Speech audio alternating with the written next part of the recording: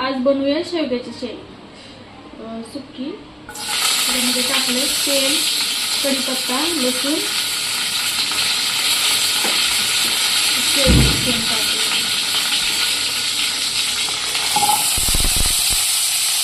नुसतं मसाल्यामध्ये करायची, नुसती सुक्की बनवायची। धना पावडर टाकली, हळद, धना पावडर,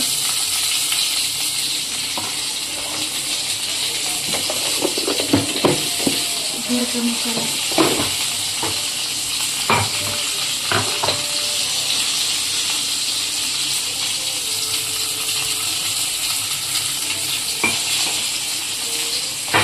थोडं मीठ,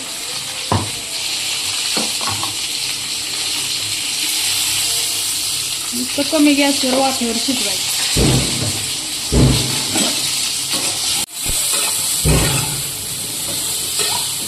ही झाली आपली शेवग्याची शेंग तयार। तुम्ही भाकरी बरोबर पण खाऊ शकता, वरण भाता बरोबर पण। व्हिडिओ आवडल्यास लाईक, सबस्क्राईब करा। धन्यवाद।